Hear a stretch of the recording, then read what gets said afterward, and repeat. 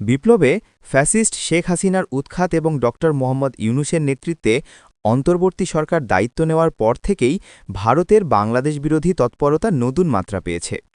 আসন্ন জাতীয় সংসদ নির্বাচন সামনে রেখে দিল্লি বাংলাদেশকে অস্থিতিশীল করার পাশাপাশি মৌলবাদী রাষ্ট্র হিসেবে চিহ্নিত করার কৌশল গ্রহণ করেছে বলে অভিযোগ উঠেছে। কূটনৈতিক সূত্র ও রাজনৈতিক বিশ্লেষকদের মতে আওয়ামী লীগকে বাইরে রেখে বাংলাদেশে নির্বাচন হলে তা মেনে নিতে পারছে না মোদী সরকার। বিএনপির ওপর আস্থাহীনতা এবং ইসলামী দলগুলোর জনপ্রিয়তা বৃদ্ধিতে উদ্বিগ্ন হয়ে দিল্লি এখন সরাসরি ও পরোক্ষভাবে চাপ সৃষ্টি করছে।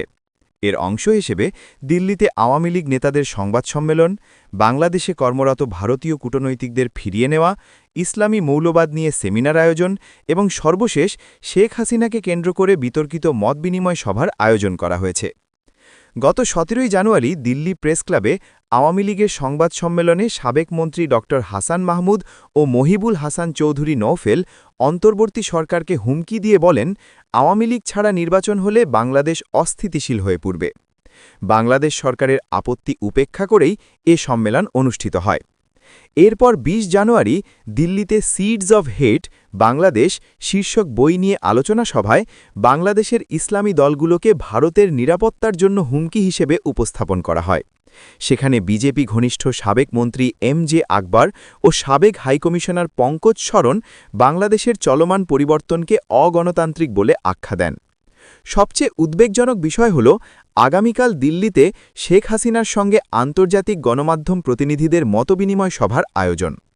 অনুষ্ঠানের আমন্ত্রণপত্রে তাকে বাংলাদেশের প্রধানমন্ত্রী হিসেবে উল্লেখ করা হয়েছে, যা ঢাকার পক্ষ থেকে আপত্তি জানানো সত্ত্বেও উপেক্ষিত হয়েছে।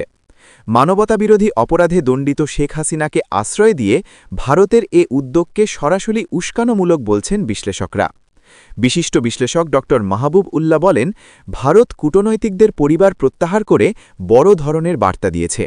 এটি গভীর ষড়যন্ত্রের ইঙ্গিত।